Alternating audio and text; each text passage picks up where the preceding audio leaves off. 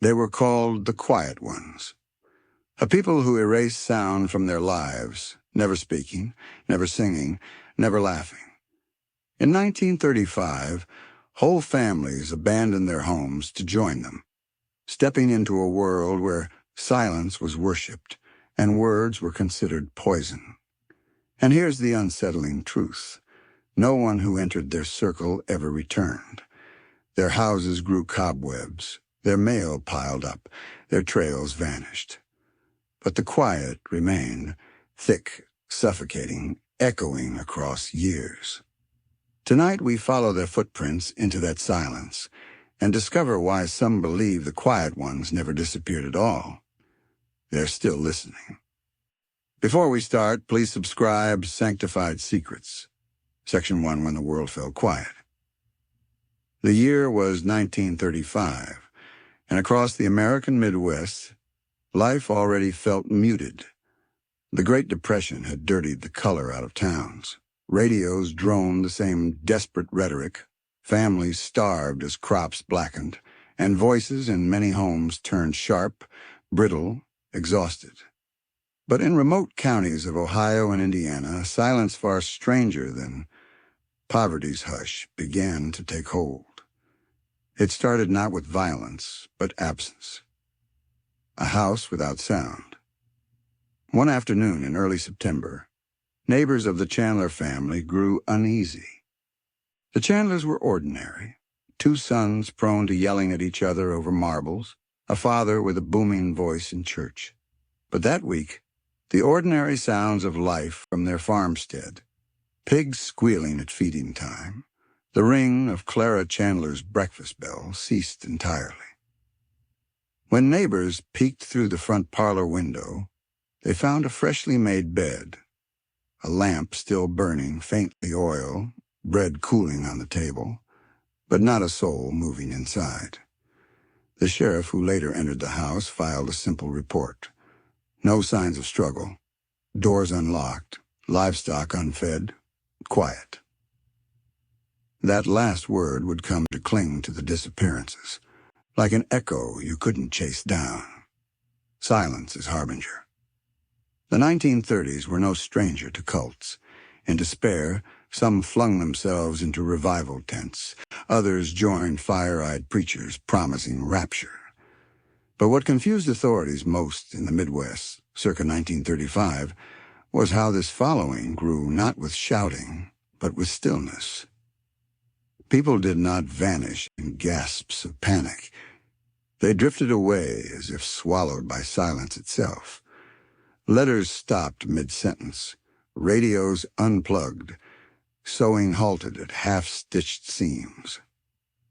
More unsettling, neighbors said they never heard goodbyes. Families who'd lived 50 years in towns failed to say a single parting word. No letter mailed. No, "we'll see you." Nothing. And when pressed to explain, investigators would find strange chalk scrawls tucked into homes like signatures from the void. The world is too loud. Noise feeds rot. Or horrifyingly simple. Quiet forever. The things left behind. In telling the story of the quiet ones, it is this detail most local historians cannot shake. The things families abandoned. At the Keaton farmstead, a kettle still steamed faintly on the stove when searchers checked. At the Ransom home, church shoes lined neatly by the door, but no voices to wear them. In an Indianapolis boarding house, 4 men disappeared in one night. Their footlockers were open, beds stretched taut as if they'd been prepared for inspection. Not one of them carried belongings away, except one carried note left splintered under a bed frame. "We are not gone. We are listening." The lack of spectacle unnerved more than blood ever could. It was orderly absence. A region fractured. It is difficult to capture what spreading terror feels like. When disappearances multiply with pattern, ordinary life bends as if under invisible weather. Schools closed early if children didn't show for attendance. Pastors sermonized about silence as satanic trickery. Even livestock seemed to absorb fear. Farmers claimed cows flinched at echoes in barns. One child swore he heard neighbors talking in slates against fences, communicating without sound. By October, county sheriffs were filing weekly accounts of missing households. A superintendent in Logan County called it plain. We are losing citizens, not to death, but to vanishing. First sightings of the quiet ones. The first confirmed sighting emerged at a rail junction near Dayton. A conductor halted his engine when he saw about 40 people walking single file along the outer path. They were barefoot despite falling frost. Each wore plain work clothes, many carrying nothing at all. Their heads bowed slightly, gazes fixed downward. Most disturbing, not a single cough, not the shuffle of a throat. Even 40 boots against gravel did not create normal clatter. The conductor claimed, it sounds insane, that their footsteps hit but left no echo. When he leaned from his cabin shouting, not one had lifted. The line walked into woodland and dissolved. He filed the report after the sight left him shaking 2 nights onward. Fear starts to spread. When a source is unknown, people build explanations. Some insisted this was communism in disguise, a socialist sect wiping personal identity. Others were sure it was witchcraft revived through old Appalachia superstitions. Still others concluded that the vanished were simply suicides staged elaborately. Yet the notes argued otherwise. Neighbors compared chalk messages found in abandoned houses, and all agreed. The handwriting differed by household. The words always absurdly similar. Silence saves. We begin forever. Words like ritual carved themselves into chalk, into mines, into country roads. Fear was not just of strangers. Fear became contagion. Families torn by division. Oral histories, decades later, record the terrible divisions silence caused inside households that hadn't yet vanished. One farmer from Indiana remembered. My own brother begged me, lips trembling shut, eyes wide. He wrote, "Come with me," on a slate. He promised I wouldn't need to speak again, that hunger would end. Mother burned the slate in the stove. He slipped out that night. We never saw him again. The tragedy wasn't only departure. It was the cracks it hammered into families. Imagine arguing with someone you love using only chalk strokes, every goodbye poison. Yet this was the reality of dozens who refused the pull, and dozens more who surrendered to it. A soundless October. It would be wrong to say whole towns disappeared overnight. It was subtler, more damning. Some streets quieted house by house. The Smithsons vanished October 14th. The Parkers October 19th. By October 25th, neighbors reported whole country crossroads, where every door stood ajar, no voices carried across the lane. When regional authorities visited in convoys, they found places eerily intact. Laundry hung on lines stiff with frost, cooking pans black with half-burnt cornmeal, but not a living soul. The most haunting detail came from one report. Toys left mid-game across porches. Chalk scrawled across them, reading, "They play in silence now." Journalists arrive. Quiet bred fascination. By November 1935, journalists arrived from Chicago and Cincinnati, eager to make copy of the Cult Without a Voice. One early write-up in the Chicago Star described peering into windows of deserted homes. Inside, we saw order, but not life. Tidy silverware, beds pristine, but no shouts, no presence. The town looked populated by furniture only. Another editorial notched the legend higher. The beings here seemed to practice not a religion, but a rehearsal of death. Crowds of outsiders soon gathered near suspected compounds, not to join, but to see. Instead of loud rituals fit for carnival headlines, All visitors witnessed was nothing.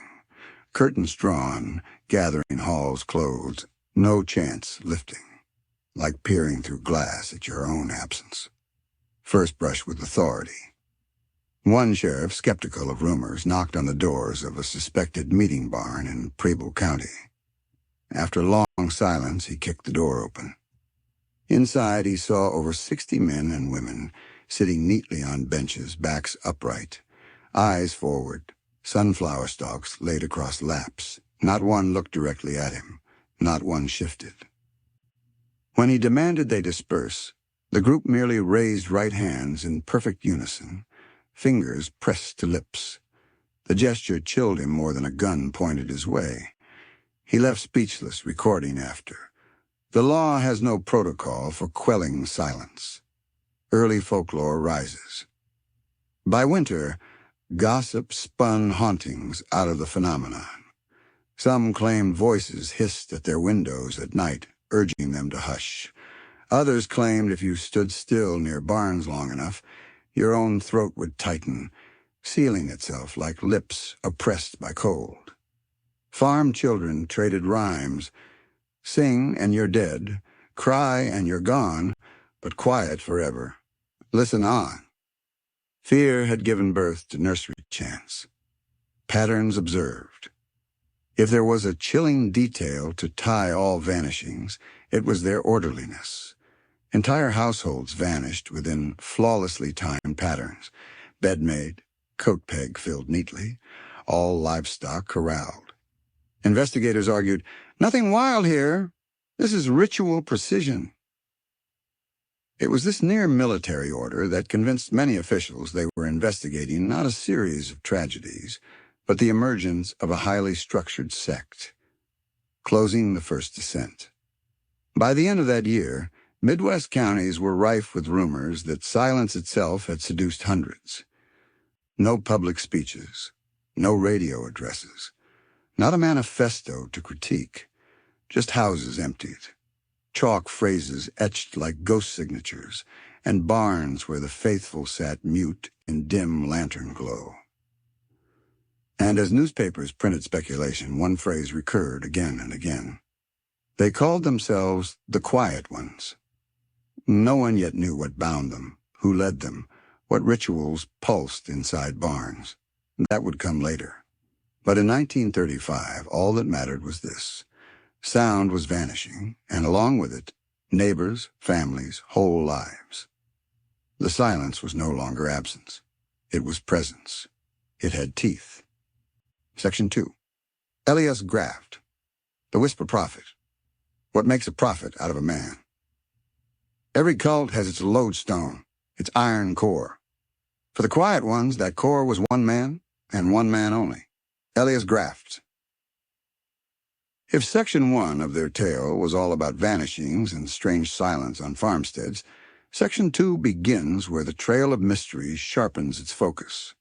It is Elias who pulled threads from hundreds of unraveling lives and wove them into the strange cloak of silence.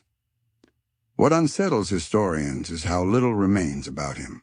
Some spiritual leaders leave tracks in grand texts, photos, diaries. Elias left almost nothing.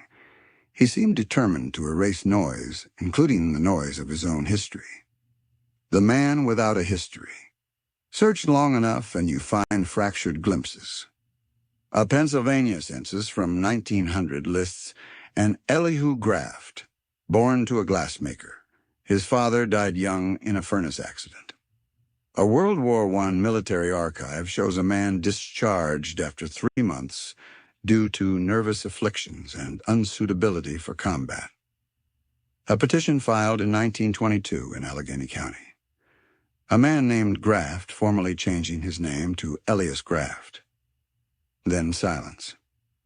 By 1935, the year the Quiet Ones first appeared, Elias emerged in Ohio without wife, kin, or trade. For a man in his early 40s, he was a ghost until he wasn't. The first accounts of his voice. Before Elias himself embraced the still vow, he did use words, but weaponized them differently than any preacher of the day. Instead of roaring, he withheld. Witnesses described early sessions as unbearable precisely because of how rarely he spoke. He let silence sit between sentences so heavy people fidgeted. When he finally did say something, barely louder than a whisper, he created relief meaning. He conditioned his audiences to interpret stillness as sacred and words as rupture. Here's a remembered fragment, secondhand through a farmhand, who attended a gathering in late 1935. Every shout of men piles bricks between us and peace. Every birth cry has weakened the soil beneath our feet. But stop the sound, and feel it. Nothing bends, nothing breaks, nothing ends. People later said they hardly remembered the words, but remembered kneeling because their bodies felt strangled by the pauses, the look in his eyes. It wasn't just oratory. Survivors repeated a universal unease when describing Elias's eyes. They were considered piercing, pale, washed out, but somehow expectant. One woman later said, "He looked at you like your mouth had betrayed you, like if you even thought of speaking, you had already sinned." Elias never needed to rebuke. He only had to raise a finger to his own lips, and his followers would lock their jaws. Farmers trained to holler at cattle found themselves mute before his steady gaze. It wasn't hypnotism in the carnival sense. It was something deeper, a psychological chokehold. The absence of encouragement felt as magnetic as any sermon's excess. Doctrine born in chalk. Because Elias abandoned speech eventually altogether, his doctrines appear only as chalk etchings on walls or parchment scribbled by his inner circle. Collectively, historians referred to them as the doctrine of stillness. What fragments survive give us glimpses. Sound floods the wound. The earth's first prayer was quiet. Noise is debt. Stillness is release. We must be gentler than breath. The ideas grew stranger. Some chalk tablets recovered after police raids in 1936 included instructions like, "Cover children's mouths with ash each dawn to teach them they owe silence early." The doctrine wasn't just metaphysical. It was practical discipline designed to reorder daily life into obedience under hush. Silence as a god. One of the critical pivots in Elias's theology was this. Silence wasn't absence. Silence was an entity, a force, a deity. He named it only indirectly. The before, or the forever listening. He taught that. Before the cosmos was spoken into existence, silence alone existed, infinite and pure. All sound since creation was decay, a splintering away from perfection. The chosen task of humanity wasn't to sing or cry, but to help silence swallow sound again. Thus, every follower was not simply avoiding words. They were helping to maintain the infinite hush that held up the world. In their sacrifice, they were sacralizing eternity itself. This theology turned silence into more than practice. Silence became godhood itself, the machinery of control. By early 1936, the social machinery of the quiet ones had hardened. Elias engineered rules to isolate recruits permanently. Silent partners, new converts, were paired, each ordered to watch the other for slips of noise. Even a cough could be indicted. Ashmouth rituals. Each week, carbon ash was smeared across lips, sigilizing mouths that no longer belonged to their owners. Slate confessions. If caught making a sound, a member had to chalk a confession line 100 times. Those who resisted vanished the week after. Defectors explained it wasn't just physical punishment that bound them. It was shame. Elias convinced them that to create sound was to steal from eternity. Every audible breath weighed like sin. This is what made the cult psychologically airtight. They punished themselves for him. Children of silence. Few details are more heartbreaking than how children were treated. Parents trained toddlers to clamp mouths before crying by binding them gently in rituals of hush. One ex-member remembered seeing mothers rocking babies with tears streaming silently down their cheeks, refusing to hum lullabies. They looked like angels, the defector said, but angels deaf. It broke me. Silence wasn't just practiced. It was inherited, imposed, cultivated. Those kids would never know voices at all. The spread across states. By spring 1936, confirmed sightings of silent communities reached Indiana, Illinois, Kentucky. These weren't wild cult camps. They were perfectly ordinary homes turned eerie. What unnerved outsiders most wasn't poverty or filth, but impeccable neatness. Rows of shoes by the door, dinner plates set, curtains drawn, and inside, families staring wordlessly across tables. Travelers shared uncanny roadside encounters, entire wagons passing, filled with mute men and women avoiding eye contact, chalk tablets hanging around necks with crude requests, "Stay away." Farmers swore groups passed through fields soundless, even the crunch of frost somehow missing. Rumors told of recruits practicing to align their footsteps in perfect synchronicity, so it dampened their resonance. The legend ballooned. Policing the silent, sheriffs complained they couldn't force legal action. Silence wasn't technically illegal. Members stopped answering summons but left written notes. "We are free. Do not disturb our listening." Some officials proposed labeling them vagrants, but many owned property. Others raised charges of child neglect, but courts faltered. Children appeared calm, clothed, fed. They just never spoke. In effect, Elias had discovered the perfect defense, practicing nothing, hiding zealotry in abstinence. He shackled hundreds of lives not by forbidding action, but by intensifying stillness. The stranger philosophy.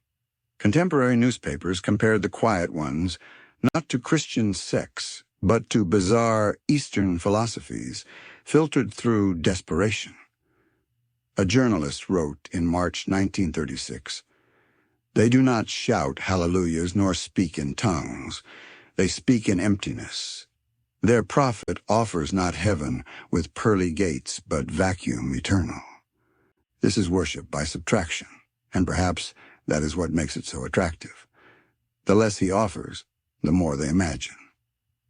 Indeed, Elias invented a system that thrived on absence, absence of words, absence of promises, because desperate minds filled the hush with whatever they craved most.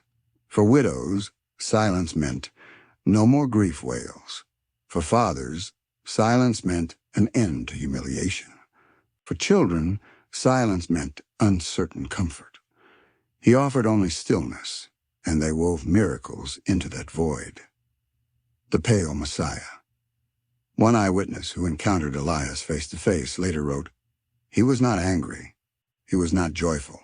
His stillness terrified more than fury. In him you felt staring at something preserved, like a body never meant to rot." That quote cemented Elias's image as not just leader, but Messiah of absence. His refusal to speak paradoxically amplified his stature. Where other cult leaders drained themselves with sermons, Elias only stood. Where other prophets preached thousands of words, Elias whispered 10. And in that restraint, plagues of silence spread. Climax of this section. By summer 1936, Elias had converted dozens of barns and homes into engines of silence. Hundreds of people aligned their lives across multiple states under his single simple truth. Noise is the enemy. Silence is salvation. And as more vanished into those barns, one chilling question began to roll through headlines nationwide. If silence is their religion, what is the ritual of death within it? But that revelation would come only when defectors, trembling and broken, began leaking what truly occurred inside the core compound. What they saw there could not be mistaken for harmless philosophy. It was something darker, structured, supernatural.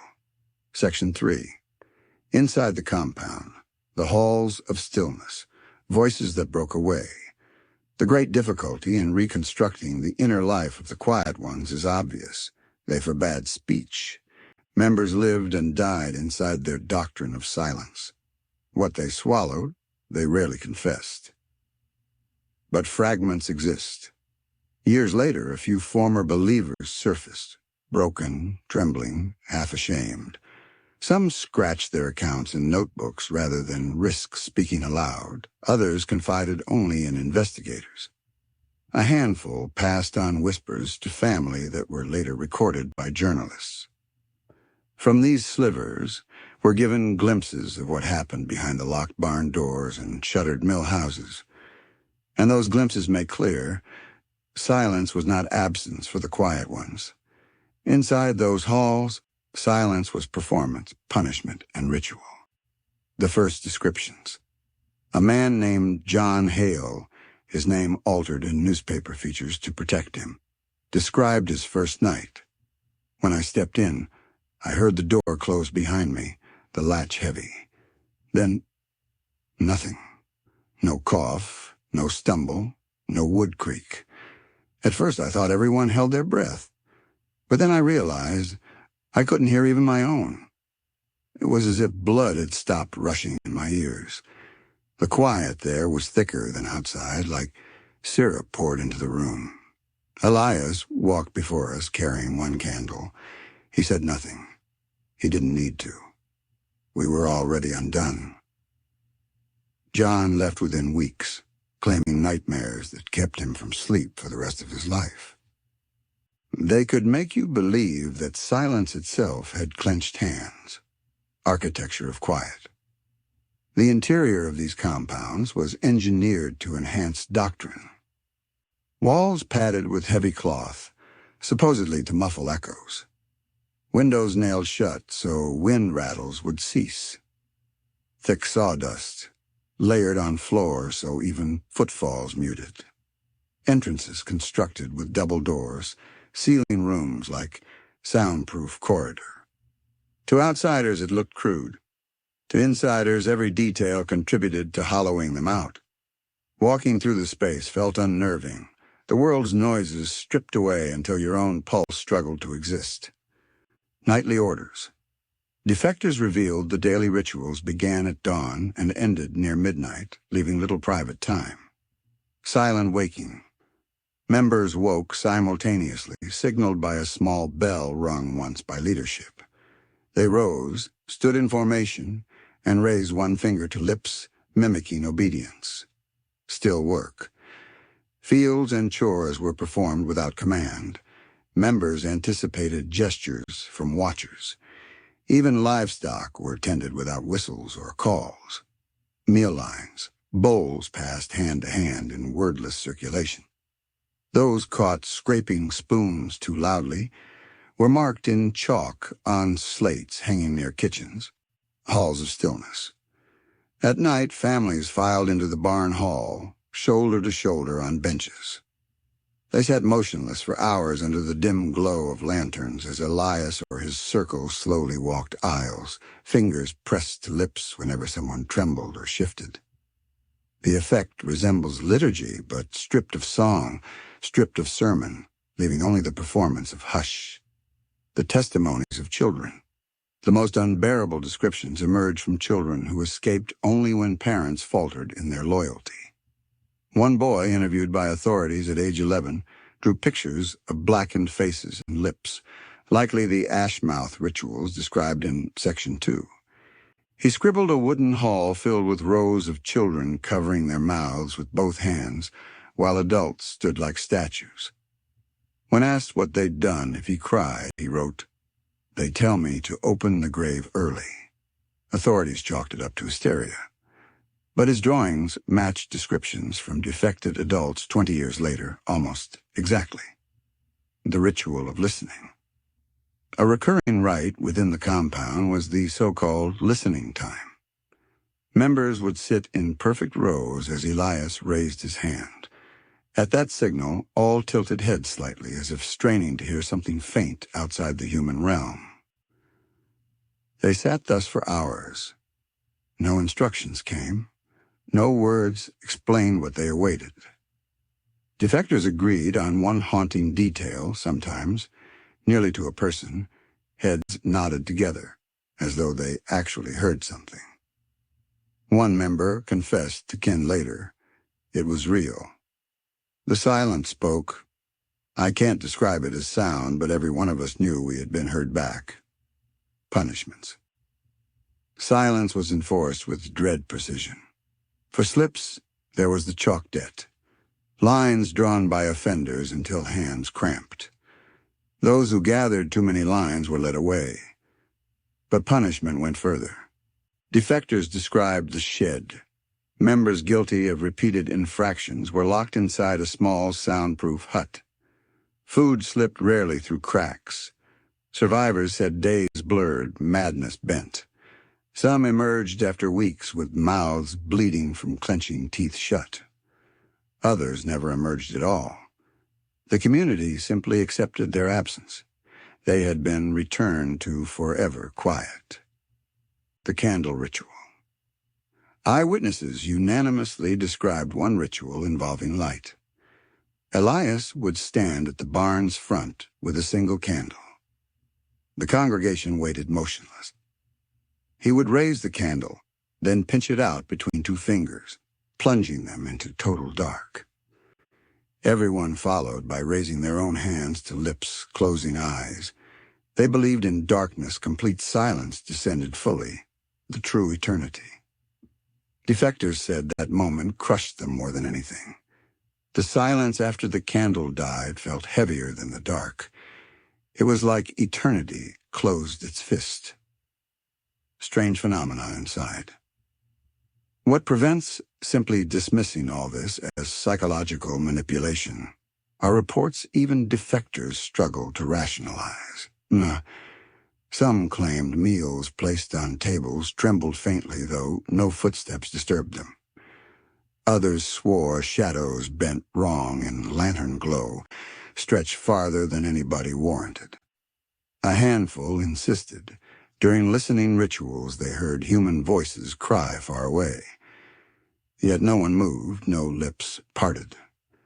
Whether hallucinations or not, the uniform descriptions fed local legend that silence itself had become animate inside those halls.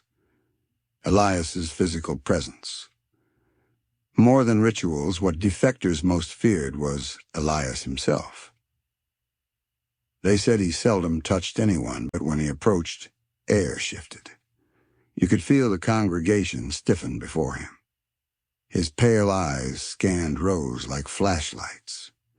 Defectors claimed just his nearness dried their throats, forced them to swallow sound. He was no ordinary man in their telling. He was the embodiment of silence itself, walking in boots on sawdust. One defector scribbled, I cannot remember a single detail of his voice. I think now, perhaps, he never used it. Not once. His silence covered even my memory. The mirror account. Perhaps the strangest reported practice was the so-called mirror rite. Converted recruits were brought before tall, blackened mirrors in barn alcoves. They stood staring silently until their reflections blurred.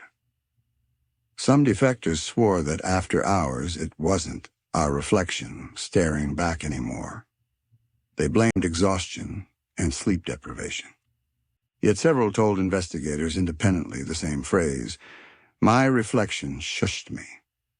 Outsider confirmation. Occasionally, outsiders glimpsed fragments. A postal worker reported hearing shuffle inside one abandoned mill, but when he pressed his ear against the wooden door, he swore. Not that he heard footsteps, but that he heard absence. Like everything inside was swallowing itself, an echo caved in. Factories near compounds complained their whistles failed to carry far. Blown at noon, but you couldn't hear a sound a mile away if the barns were between you and town. Locals convinced themselves silence was no longer practiced inside those walls, and it was manufactured. Why they stayed. For defectors, hindsight filled their stories with horror. But when asked why they stayed, all repeated some version of the same truth. Calm. I hated life before. In there, the hunger didn't gnaw as loud. After my boy's death, the grief shriek never left my mind. But in there, it quieted. It was poison, but it tasted like medicine. Silence promised eternity.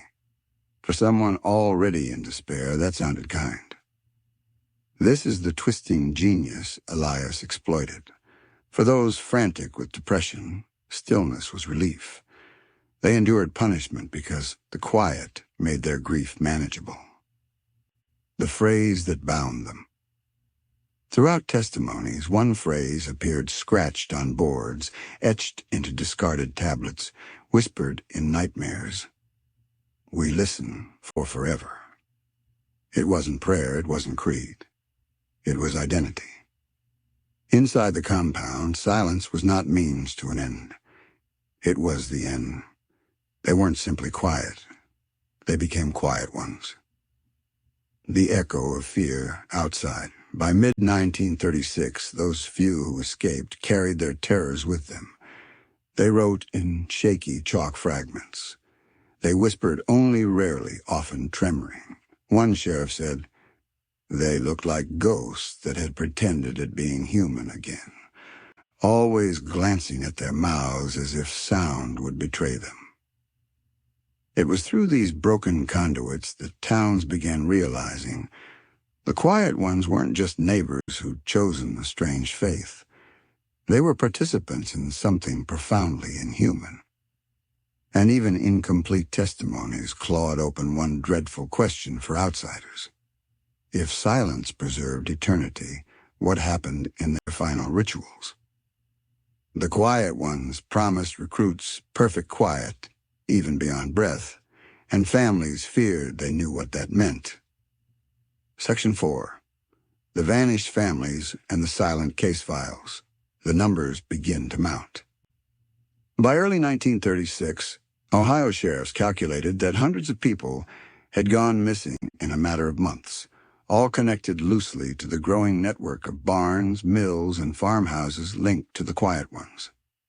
In Dayton alone, 3 entire streets thinned by half. Census clerks cross-referenced households and recorded the grim summary: 82 families unaccounted for. But the disappearances were not loud crimes. There were no broken locks, no ransom notes. There was only the too perfect order left behind. Tables set, beds made, meals left cooling, every scene written neat, like a family stepping quietly out of its own life.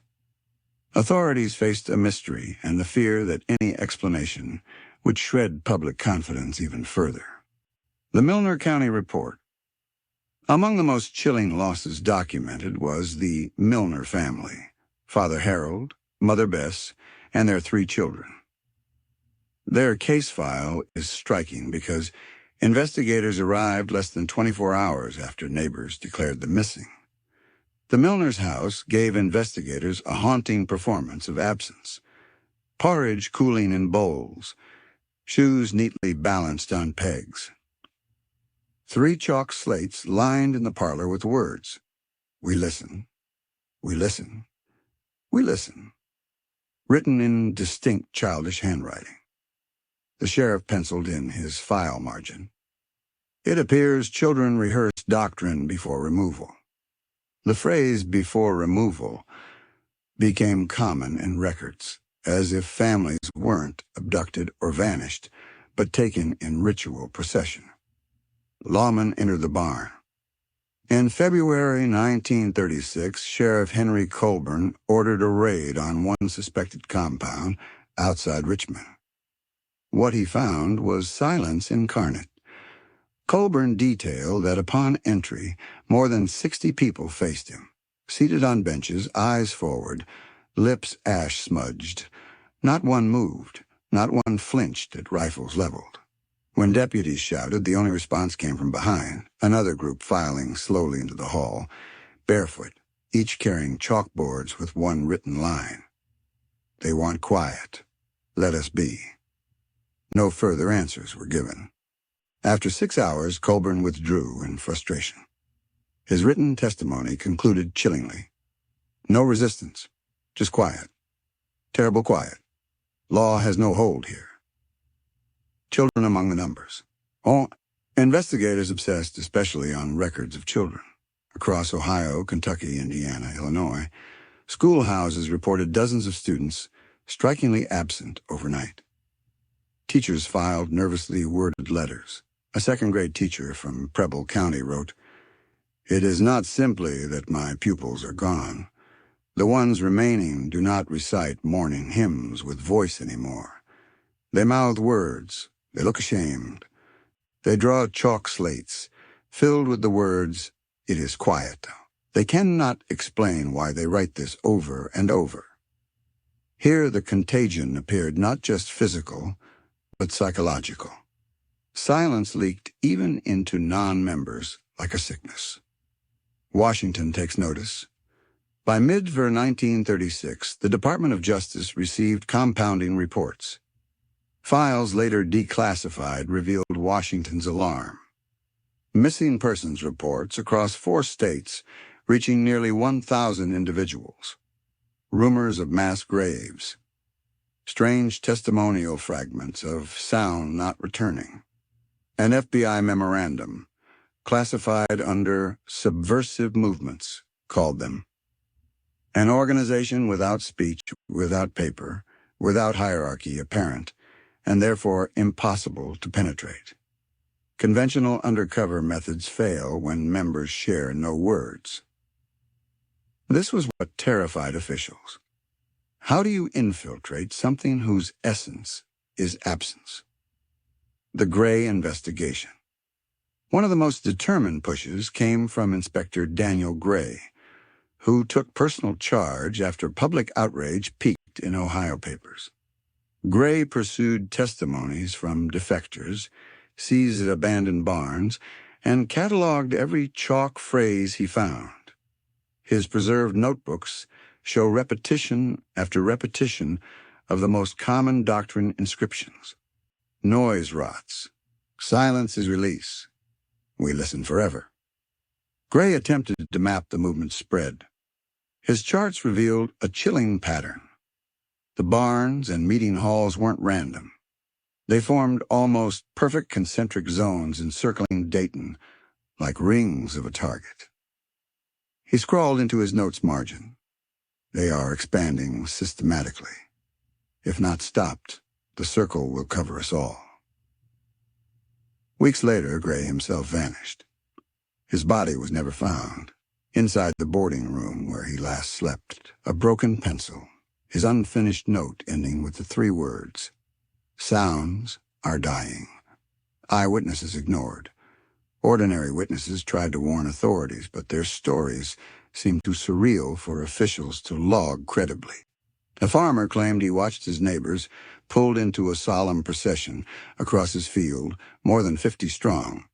Yet he insisted he never heard their shoes on the frozen earths. It was like they walked on silence, he testified. Police dismissed it as imagination. A widow swore she saw her sister writing "quiet forever" compulsively across walls, then simply walking out the door into a group who waited barefoot. Authorities deemed it hysteria. A milkman claimed he delivered to a farmhouse that seemed inhabited, fresh clothes on the line, but each time he placed bottles down, when he returned the next day, the bottles sat untouched, the numbers multiplying, until he broke in and found the house filled with lifeless but meticulously arranged possessions. Each case brushed aside allowed the cult to grow unchecked. Press reaction. The newspapers smelled blood. The Chicago Tribune described A famine of sound spreading across the Midwest. Amateur journalists began comparing it to infamous unsolved vanishings, like the Dyatlov Pass incident, that fascinate modern audiences online. Unexplained, mass, terrifying, and stubbornly unresolved. Journalists visited barns, tapped walls, heard eerie, muffled sensation. One wrote, "The absence rang in my teeth as if the jaw hummed." Press hysteria shifted public fear into frenzy. Families scoured neighborhoods to make sure loved ones weren't secretly preparing to vanish. In towns like Dayton, all-night vigils kept watch over houses, as if guarding against silence itself. Families torn asunder. The files are filled with heartbreaking records of non-converts trying to resist. A father in Indiana locked his teenage son inside a bedroom after finding him writing, "Do not speak," all over his school book. He nailed the door shut. By morning, the bed was empty, window still bolted, and on the wall the boy had somehow carved with sharpened wood. Too late. A Kentucky mother begged deputies to retrieve her daughter from a barn gathering. When they raided it, every person had slipped away into woods but left behind dolls lined in neat rows, mouths painted black with coal soot. The mother fainted at sight, and the girl was never seen again. Families divided one half to barns, one half away. Survivors described losing entire bloodlines to hushed ritual, splintering kin across generations. Failure of law. The most terrifying truth revealed in these files is this. Despite clear evidence of wide disappearances, authorities consistently failed to act. Sheriffs claimed no crimes were chargeable. FBI agents classified cases under religious freedoms. Judges waved away child neglect cases on grounds of well-fed, clothed. By focusing on legality, they missed the darker truth. That absence itself was the crime. Growing lore among survivors. By mid-1936, folklore hardened. Survivors across states whispered that those who joined the quiet ones didn't simply stop speaking. They were swallowed into another presence. Some suggested they became part of the listening itself, that each vanished voice was fuel, feeding something bigger than Elias, something inhuman. Stories bred faster than files could grow. Every missing family left behind gossip of footsteps without echoes, words written compulsively across walls, and strange stillness seeping like fog into every corner. Toward collapse. At the end of 1936, the number stood at staggering levels, an estimated 1,500 missing across 4 states. And yet, no leaders prosecuted, no barns permanently shut. The files today look less like criminal archives and more like epitaphs. Names crossed by chalk, empty houses listed, notes by officers admitting they couldn't make law touch silence. The quiet ones had become not anomaly, but plague. And in this environment of helpless law and community terror, Elias Graft and his council prepared what defectors later called the ritual of stillness, a grander ceremony past which no outsider ever returned. Section 5. When the authorities struck the halls of silence, the pressure boils. By early 1937, officials could no longer excuse the quiet ones as a fringe curiosity. Families gone from census rolls, farms collapsing because workers had defected into compounds, and surrounding towns teetering on panic. Public outcry mounted after a particularly gruesome rumor circulated through Indiana. During a raid on a vacant farmhouse, deputies found fresh graves dug in the yard. They were empty, waiting, row after row, neat as soldiers' trenches. Beside them lay chalkboards scrawled with phrases, "We are preparing the earth." This image splashed across newspapers, and suddenly there were no more raised eyebrows or jokes about those silent weirdos. Silence had become dangerous. Federal eyes turn inward. The FBI, already under J. Edgar Hoover's paranoia of communism and radical movements, designated the quiet ones as a regional threat to stability. Investigators admitted confusion. An organization without words defies infiltration. No papers, no recordings, no names shared aloud. Traditional espionage collapsed because there was nothing to intercept. Silence itself was their cloak. Washington demanded at least one compound raided, dismantled, recorded.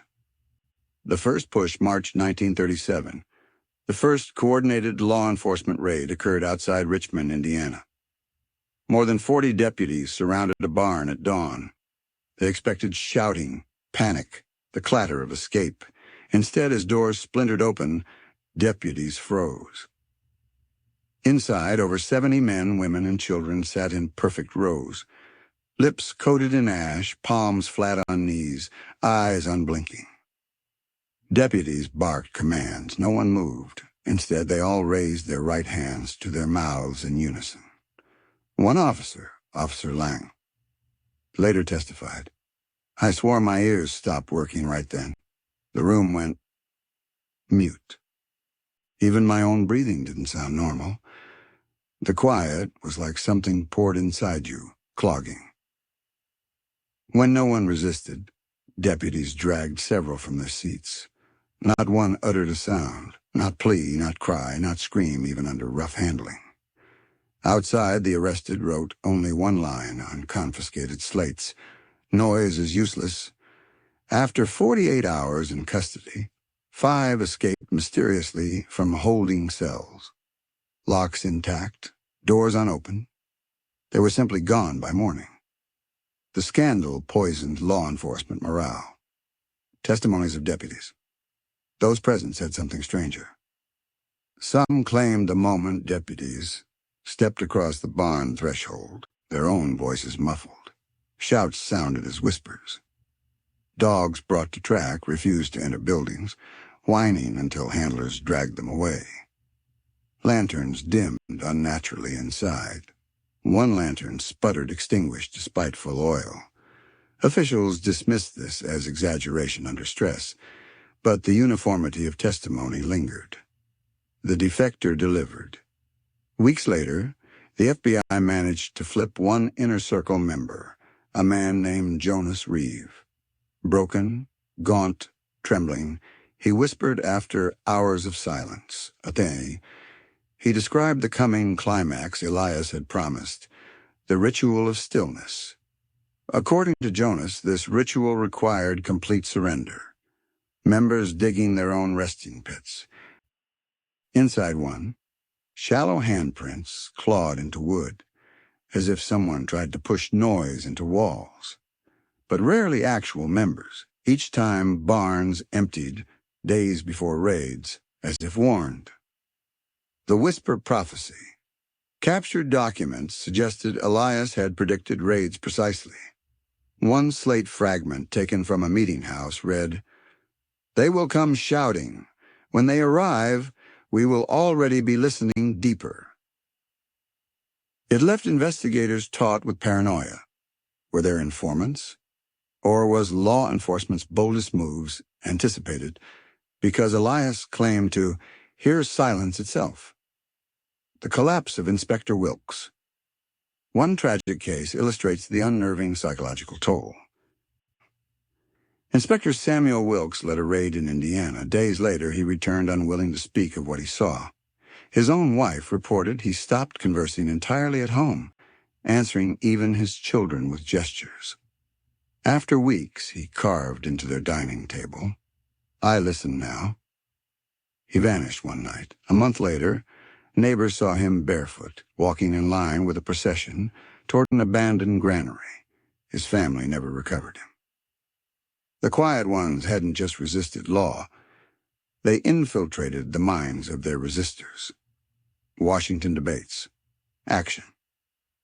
In memos, Hoover raged, "No ink or paper can substitute speech, but their silence itself rots allegiance to the state." At one point, the idea of sending National Guard regiments was raised. But advisors feared a massacre that would make martyrs of the sect. In the end, raids continued piecemeal, cautious, frustrated. The ritual approaches, defector notes and seized slates indicated Elias prepared his movement for a final act, what later folklorists called the Great Quietening. Testimonies hinted members were digging vast caverns under Ohio soil. Others described Elias promising that those who completed the Great Silence would never experience decay, that stillness itself would preserve them. Intelligence floundered. No agent ever penetrated deeply enough to confirm. Panic among civilians. Ordinary towns trembled at rumors. Families barricaded doors to prevent recruits visiting overnight. Parents forced children to sing nightly hymns so they wouldn't drift into quiet obsession. Ministers blasted sermons condemning Elias as satanic, yet even their own congregations sat stiff, terrified of making sound too loud. Imagine living in farmland Ohio in 1937. The world already hushed by depression's despair, and now the neighbor's barn looks alive with stillness. To shout across the fields felt like tempting the cult to mark your home next. Communities felt devoured not by attack, but by vacuum. The critical pattern. Raid reports, examined later, reveal something chilling. The compounds were empty whenever forces arrived. But local gossip said members had not simply fled.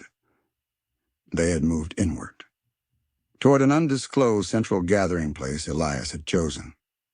The heart of silence. Where was it? Some suspected abandoned quarries. Others insisted natural caverns. Few dared approach. But evidence converged. Elias was consolidating. The authorities were chasing smoke while Elias moved his choir of hush underground. Foreshadow of the stillness ritual. Section 5 closes at that tipping point. Authorities cornered, unable to prosecute silence, unable to stop raids evaporating into empty barns. Inside files, officials confessed, a final larger ritual is imminent. The question was not whether Elias could command silence anymore. He had already done so. The question was, what could 1,000 people trained in perfect quiet accomplish when gathered at once? Defector said only this: when the final candle dies, America will hear nothing again. Section 6. The Ritual of Stillness, the Gathering Storm. By late 1937, rural counties across Ohio and Indiana pulsed with rumors. They're building to something.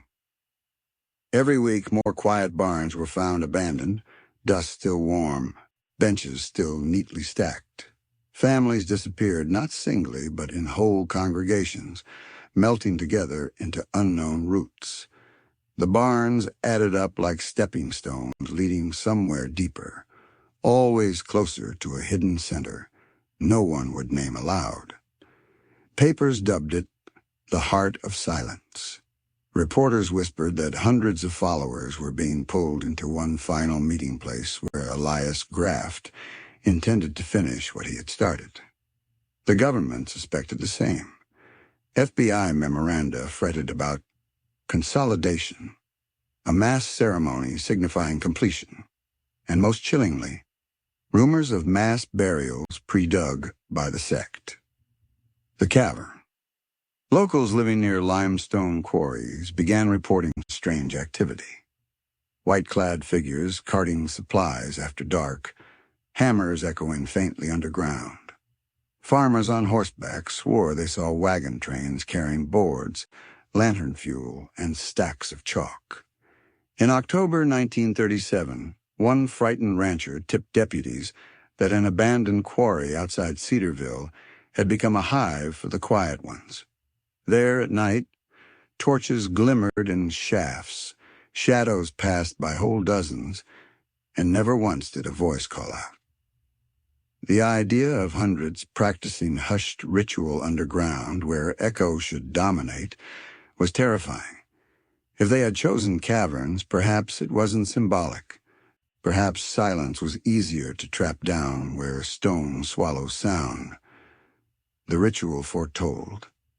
Slates confiscated from defectors explained in fragments what they prepared. Final ash. Every follower was to coat their lips in ash from burned wood gathered months in advance. The digging. Followers themselves carved graves in cavern floors, not to bury the dead, but to prepare beds where breath will end forever. The last light. At appointed time, Elias would extinguish the final lamp. The stillness after would stretch forever into the marrow of the world. A defector put it in horrifying simplicity.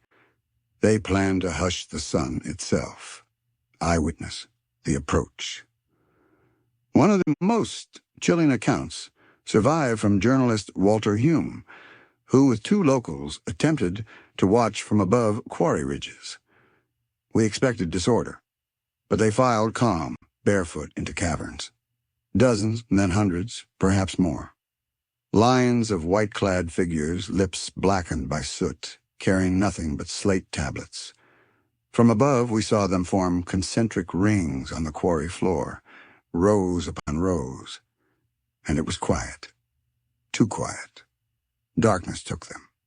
But even then, not one cough, not one shuffle. It was as though emptiness itself walked into stone. The candle. Defectors had long spoken of Elias's candle ritual, one flame, pinched out, plunging the hall into infinite hush. On October 29, 1937, that ritual scaled into abyss. Walter Hume swore he saw from afar one golden light raised in the cavern's center. Elias stood there, slight as bone, the candle high. The surrounding assembly pressed fingers to lips as one. When Elias pinched the flame, total dark swept, and with it something else. Hume testified. It wasn't absence, it was attack. The crickets outside ceased. Leaves halted rustle. Even my own heartbeat dulled. My hands were numb with lack of sound. It was silence living, a beast unfurled. Within minutes, Hume fled, ears ringing with non-sound. His notes ended with, "Whatever they did down there, it swallowed more than themselves." The crossroad farmer's tale. Another witness, a farmer trailing strayed cows near the site, independently corroborated the horror. I didn't see them, but I felt it. Like the world underneath me dropped into hole. The cows bellowed, then stopped. Just like that, stopped halfway. Their mouths moved, but no sound. I fell to knees. When it passed, herd ran, foam at mouths. I will never go near quarry again. What became of them? Law enforcement eventually raided Cedarville Cavern weeks later. What they found shocked even Hoover's hardened agents. Benches arranged in concentric rings. Dust where hundreds had knelt. Ash circles coating the floor. Graves dug shallow but all empty. Chalk writings along stone walls. We heard the forever. The quiet took us. Do not break this hush. But not a single body, not Elias, not followers. Not evidence of departure beyond faint footprints, dissolving into deeper shafts. The official FBI file concluded sterilely. Subjects unseen at time of raid, presumed dispersed. Unofficially, agents refused to sleep easily for years. Legends that followed. Rumors multiplied immediately. Some said they sealed themselves alive underground and became fossils of silence. Others swore Elias led them into deeper caverns no one uncovered. Local children claimed wind still carried hums of nothing through quarry vents. Quarry workers decades later reported tools clattering with muted ring, unnatural for stone. One chilling postscript. In 1941, soldiers training at the quarry swore they heard whispers beneath barracks rooms. But when investigated at night, absolute silence. Their commanding officer dismissed it as nerves. Psychological aftermath. Defectors who escaped before the ritual swore they felt it anyway. In their diaries you find haunting confessions. October 29th, the world bent. My ears filled with hollow. They took my sound away, though I was states away. I was not there, but it was inside me.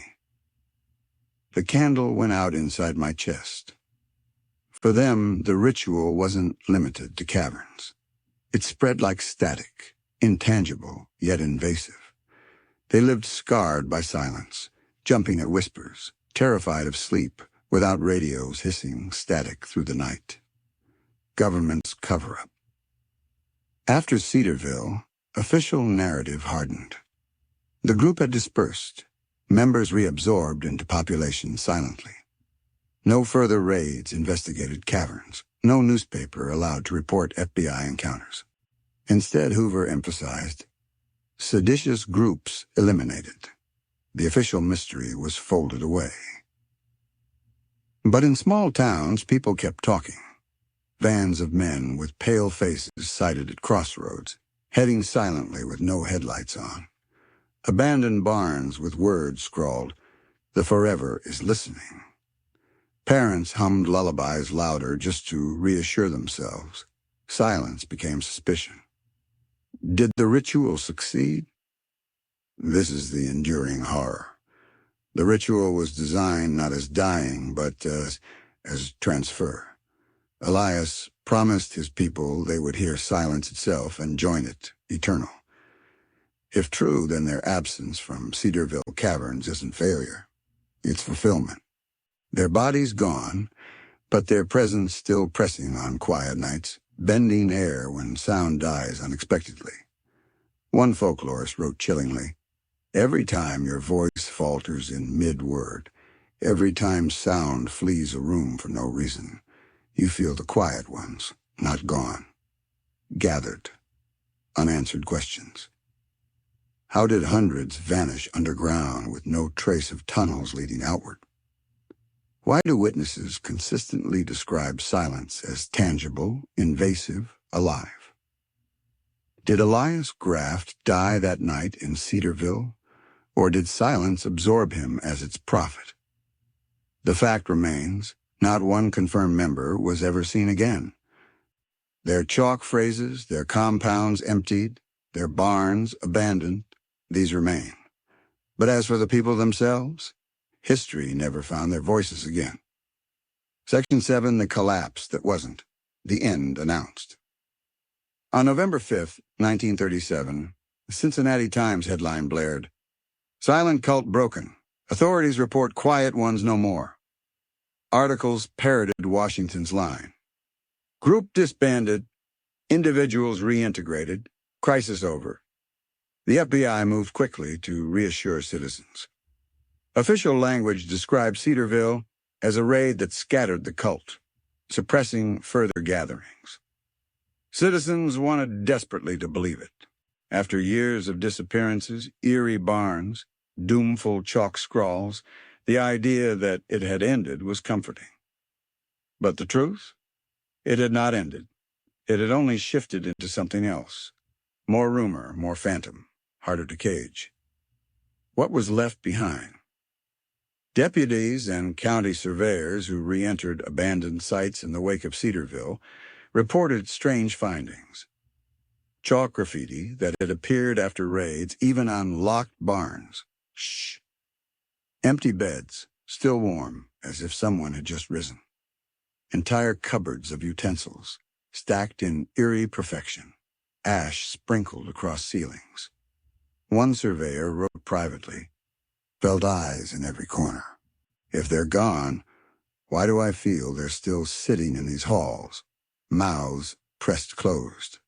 Hoover's embargo. J. Edgar Hoover despised mysteries, and what the FBI could not explain, he smothered.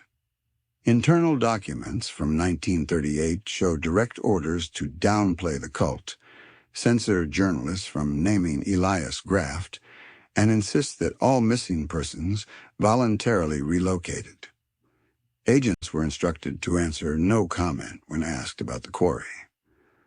The forced silence mirrored the cult's own strategy, By refusing to feed the legend with official words, the Bureau hoped it would evaporate. Instead, it fermented as folklore. Taverns and fields. By the 1940s, the story of the quiet ones lived less in files and more in farm gossip over whiskey in taverns between children skipping rope. Truckers along Ohio routes swapped chilling claims. Convoys of silent walkers, spotted on roadsides, vanishing when headlights arced too wide.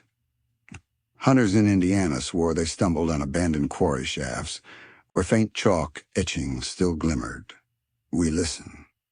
Folklorists noted how quickly the sect transformed from living phenomenon into legend, even within a single generation. Villagers leaned on it as explanation for any unusual absence, any eerie hush in the night. A barn collapses without warning. They were digging their graves. A family leaves town suddenly. They went quiet. The quiet ones became shorthand for unaccountable vanishings across the Midwest. Ghosts without sound. Paranormal accounts exploded. Unlike other hauntings of shrieks or moans, reported encounters with the quiet ones were always about sound draining away. A boy in 1946 told officers he watched a pale group emerging from trees near his farm. Their mouths blackened as if smeared in soot, their eyes fixed, yet no sound of twigs breaking underfoot, not even when dozens passed. When he screamed, the scream itself seemed dull, softer in his own ears.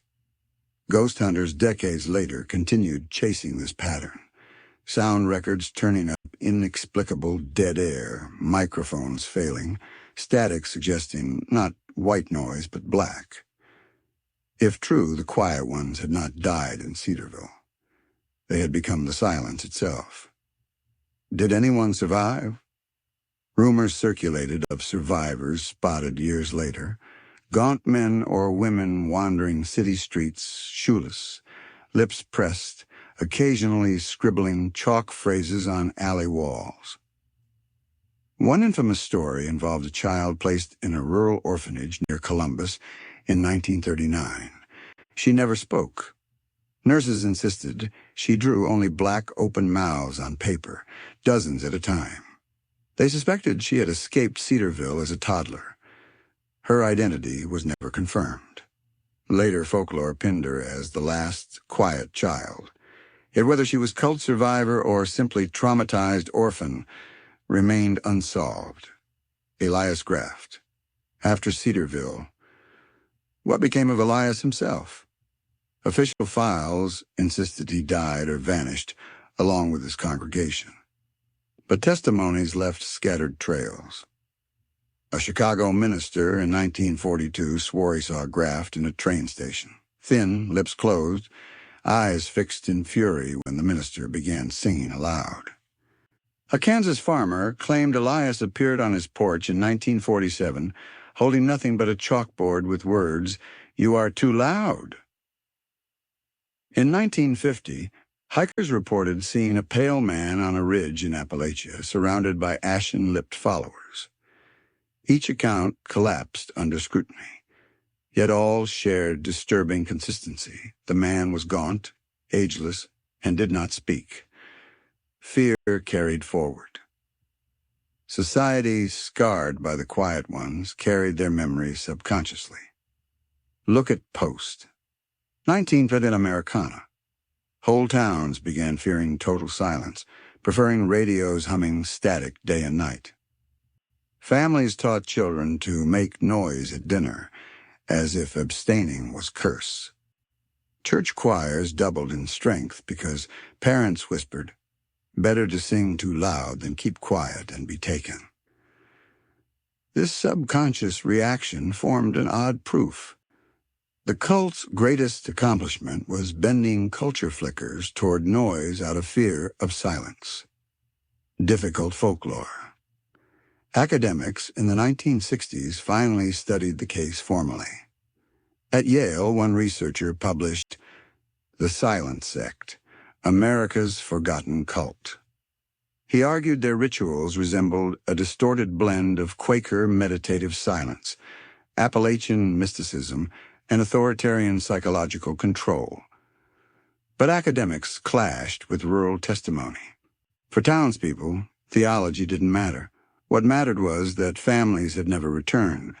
Barns sat too still, and empty chalk barns hummed even decades later. For them, quiet wasn't metaphor. It was malignancy. Days the world fell so quiet.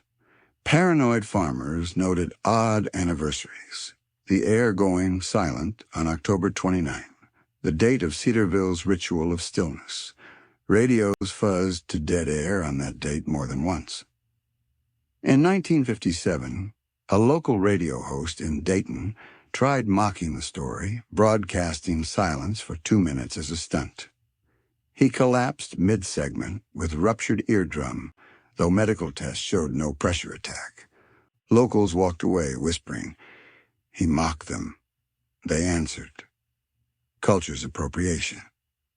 By the 1970s, filmmakers and Gothic writers began reshaping the legend. Short stories, horror movies, cheap novels about silent towns. While dramatized, the effect was self-perpetuating. The quiet ones had taken on a mythic face that blurred seamlessly with fact. But still, locals clung to their lived terror. Chalk phrases turning up on barn posts, hunters claiming echoes died, and families that refused quiet too prolonged in winter evenings. Were they destroyed or preserved? This is the unshakable question. Was Cedarville a collapse or a successful ritual? Defectors swore the goal of the ritual wasn't death. It was assimilation to silence. To stop speaking wasn't enough. One had to become soundlessness forever. Thus, their absence was not failure. It was fulfillment. Like Dyatlov Pass decades later, stories continue not because we seek solutions, but because the lack of explanation calcifies horror permanently. The quiet ones sit with us not as corpses, but as absentees, empty chairs everyone still fears filling again. Closing of Section 7. By the end of the 20th century, the cult had no leaders, no names, no clear doctrine left, only echoes. Yet those echoes live like parasites, unexplained deaths without sound, chalk scribbles in woods, children playing quiet games under breath. Perhaps Elias died in the quarry. Perhaps he walked out a ghost, mouth clenched. Perhaps he still walks. Maybe the quiet ones succeeded and are humming invisibly right now, waiting until humanity finally, fatally, goes still. Section 8. The legacy of silence, the collapse that echoed on. By 1938, newspapers announced the quiet ones were finished. Washington buried the files. Families tried to stitch ordinary life back together. Yet in homes across Ohio, Indiana, Kentucky, Illinois, even further afield, the silence lingered. Parents found their children whispering less and staring long at night. Farmers said barn lofts felt hollowed by hush, even when filled with grain. And in taverns, voices trembled, reflecting on those people blackened their lips in ash. The cult had supposedly died, yet their absence seemed alive. Fear of stillness turned cultural. Across the 1940s and 50s, Americans unconsciously reshaped habits to fight ghosts of silence. Radios hissed into bedrooms overnight to assure families noise still existed. Church choirs grew louder, services doubling hymns. As if to drown fear, the congregation itself might one day fall still. Schools emphasized recitation readings aloud, punishing children for refusing to speak in lessons. Communities built rituals of sound precisely because the scar of unnatural quiet lay just beneath the soil, folklore across decades. By the 1960s, the quiet ones no longer felt like a sect in memory, but a legend with many faces. Folklorists chased stories. Hunters who entered quarries and swore echoes never returned. Families discovering chalk we listen, carved into back barn doors after storms. Children skipping rope with nursery rhymes about the quiet man who takes your words. The sect mutated into folk horror, part true cult, part supernatural myth, part cultural curse. Paranormal inheritance. Ghost stories linking the quiet ones stand out for their eerie emptiness. Unlike haunting tales of creaking footsteps or shrieks in the night, their lore describes absence itself, voices dulling mid-sentence, radios silencing for several minutes at midnight, animals freezing in barns, no sound escaping. One researcher noted, the paranormal appeal of the quiet ones is that their haunting is subtractive, not additive. They do not moan, they erase your moans. The Dyatlov link. In the late 20th century, paranormal enthusiasts linked their story with other iconic mysteries. When the viral video Mystery of the Dyatlov Pass incident spread, comment sections filled with comparisons. Young lives snuffed under incomprehensible conditions, silence surrounding tragedy, no explanation ever satisfying. The quiet ones became America's Dyatlov, an unresolved rupture, where fact ends and myth swallows. Psychology of silence. What truly hooks modern viewers isn't only supernatural suspicion, but psychology. Why did despairing Depression-era Americans embrace this sect so fast? Theories abound. Noise fatigue, constant fights, unemployment despair, radios blasting doomsday each day. Silence felt healing. Authority longing. Elias provided boundaries when the world had lost them. His don't speak rule was simple amid chaos. Death compulsion. Families weighed down by grief may have seen silence as living rehearsal of coffins, conquering fear by embracing it. Psychologists today see in the quiet ones a warning. In moments of collapse, even emptiness can be dressed as salvation, and people will run to obey it. The folklore reborn. By the 1980s and 90s, horror authors and filmmakers rediscovered the story. Cheap paperbacks warned of silent villages. Indie films recreated barns filled with ash-lipped extras. Some turned the tale into cautionary parable. Others leaned fully into supernatural versions, painting Elias as a ghoul half-human, half-void. But rural oral history insisted the horror wasn't fiction. For them, barns stayed haunted. Chalk etchings returned after rains, and weird silences still swallowed fields unnaturally. Folklore proved harder to kill than cults. The question of Elias. Elias himself has never been reconciled. Did he vanish underground? Die with his flock? Or survive, wandering like a hushed drifter? Dozens of late-century sightings painted him as ageless, same gaunt form, soot-marked lips, appearing at roadsides only to raise a finger silently to passing motorists before vanishing. Was he alive? A delusion? Or something that silence itself kept walking? That question alone keeps historians unsettled. Why they matter still. The quiet ones matter not simply as a Depression-era sect, but as mirror to ourselves. They show how far grief will drive desperate people, how faith can emerge not only from fire and brimstone, but from void, how silence, which most of us never fear, can become a nightmare when weaponized. And most frightening, how nothing proves harder to destroy than absence. The shadow today. Even now, researchers chasing strange subcultures note echoes.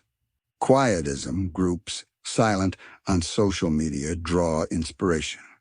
Paranormal hunters stream live from quarries, claiming their mics collapse mysteriously. Urban explorers whisper of barns where graffiti says "quiet forever," scraped fresh. It's not proof Elias survived, It's proof his idea survived past like contagion. That's what terrifies most. Because ideas, unlike bodies, do not rot. Closing reflection. The quiet ones faded not with spectacle, but with void. Houses left neat. Papers filed closed. Cavern rosters with no bodies returned. They melted into history the same way voices melt into night air. And yet they never ended. Each time the world stalls in unnatural hush, each time we shiver when radios hiss silent unexpectedly, each time our words die on our tongues for no reason, we remember some silences are alive. And maybe, just maybe, the quiet ones still listen. The quiet ones worshipped silence, but it wasn't absence, it was presence. And in 1937, they gave themselves fully to it, hundreds gone, no bodies recovered, just a wound in sound that no one has explained since. If this story left you uneasy, if you felt the hush pressing in, if you still glance over your shoulder into the quiet of your own house that is the proof their ritual worked, the silence still lingers. For more of history's darkest obsessions, the forgotten cults, haunted disappearances, and secrets too strange to fade, join us here at Sanctified Secrets. Subscribe, leave your theory in the comments, and ask yourself, were they destroyed in Cedarville? Or did they succeed, and we are still living inside their silence?